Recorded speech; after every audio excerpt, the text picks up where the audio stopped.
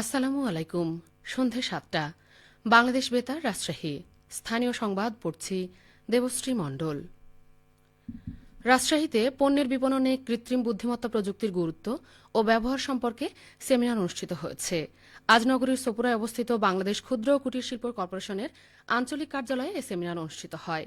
সেমিনারে প্রধান অতিথি হিসেবে ভার্চুয়ালি যুক্ত ছিলেন বিসিকের চেয়ারম্যান সাইফুল ইসলাম। আলোচনায় অংশ নেন রাজশাহীর জেলা প্রশাসক আফিয়া আক্তার, বিসিক ঢাকার উপমহাব্যবস্থাপক শেফালী খাতুন এবং বিসিক রাজশাহী আঞ্চলিক কার্যালয়ের ব্যবস্থাপক দিলরুবা দীপ্তি।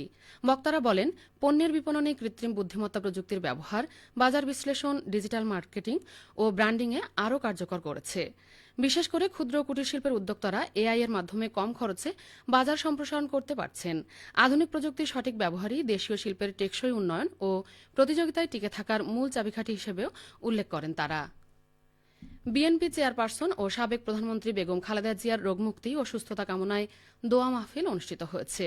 আজ নগরীর হেতেম খান এসকো ভবনে জাতীয়তাবাদী শ্রমিক কর্মচারী ইউনিয়নের আয়োজনে এ দোয়া মাহফিলে বিভিন্ন শ্রমিক কর্মচারীরা অংশ নেন।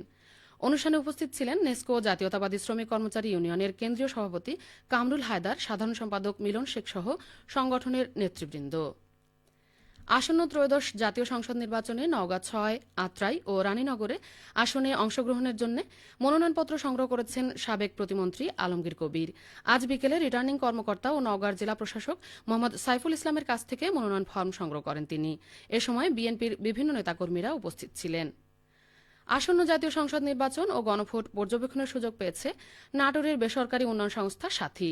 সংগঠনটির মোট ১৫ জন পর্যবেক্ষক নাটোরের ৩টি সংসদীয় আসনে নির্বাচনের একদিন আগে এবং নির্বাচনের দিন ভোট কেন্দ্রে ভোটের উপকরণ, ভোটার উপস্থিতি, ভোট প্রদান, আইন শৃঙ্খলা পরিস্থিতি পর্যবেক্ষণ করবেন। সাথীর নির্বাচনী পর্যবেক্ষকদের আজ নিজ কার্যালয়ে নির্বাচন কমিশনের নির্বাচন পর্যবেক্ষণ নীতিমালা প্রসঙ্গে ব্রিফ করেছেন নাটোরের জেলা নির্বাচন অফিসার মোহাম্মদ নজরুল ইসলাম। এ সময় উপস্থিত ছিলেন নাটোর সদর উপজেলা নির্বাচন অফিসার রুহুল আমিন এবং সাথীর নির্বাহী পরিচালক শিবলি সাদিক। জেলা নির্বাচন অফিসার জানান, সাথী নাটোর ১, নাটোর ৩ এবং নাটোর ৪ সংসদীয় আসনে নির্বাচন পর্যবেক্ষণ করবে। সিরাজগঞ্জের বেলকুচিতে উপজেলা আইন শৃঙ্খলা কমিটির মাসিক সভা অনুষ্ঠিত হয়েছে। আজ উপজেলা প্রশাসনের আয়োজনে উপজেলা পরিষদে এ সভা অনুষ্ঠিত হয়।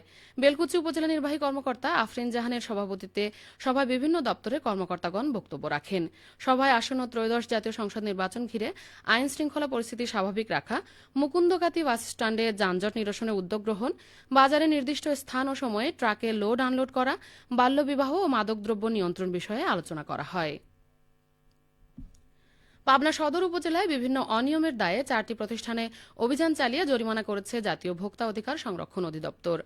আজ দুপুরে সদর উপজেলার দোগাছি ও জালালপুর বাজারে এই অভিযান চালানো হয়। এতে নেতৃত্ব দেন জাতীয় ভোক্তা অধিকার সংরক্ষণ অধিদপ্তর পাবনার সহকারী পরিচালক মাহমুদ হাসান রনি।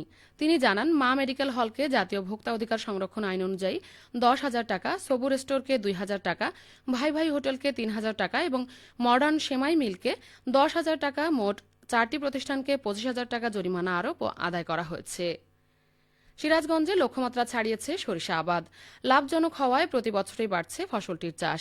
জেলা কৃষি সম্প্রসারণ অধিদপ্তর সূত্র জানায়, চলতি মৌসুমে সিরাজগঞ্জের 9টি উপজেলায় সরিষা আবাদের লক্ষ্যমাত্রা ছিল 90,000 হেক্টর। আবাদ হয়েছে 90,587 হেক্টর জমিতে, যা লক্ষ্যমাত্রার চেয়ে 587 হেক্টর বেশি। বর্তমানে কৃষকেরা সরিষা জমিতে পরিচর্যায় ব্যস্ত সময় পার করছেন। ভালো ফলনের আশায় অধিকাংশ জমিতেই বাড়ি সরিষা 9, 14, 18, বিনা সরিষা 4, 9, 10, 11, টরি, শ্বেত ও রাই জাতের সরিষা আবাদ করা হয়েছে। ইতোমধ্যেই অধিকাংশ জমিতে সরিষার ফুল ফুটেছে। খেলার খবর, ভলিবল। নাটোরে আজ মাদক বিরোধী ভলিবল টুর্নামেন্ট অনুষ্ঠিত হয়েছে। নাটোর সদর উপজেলা মিনি স্টেডিয়ামে জেলা প্রশাসন এবং মাদকদ্রব্য নিয়ন্ত্রণ অধিদপ্তর আয়োজিত টুর্নামেন্টে 4টি দল অংশগ্রহণ করে। টুর্নামেন্টে কান্দিভিটা একাদশ চ্যাম্পিয়ন এবং আলাইপুর একাদশ রানার্স আপ ট্রফি অর্জন করে।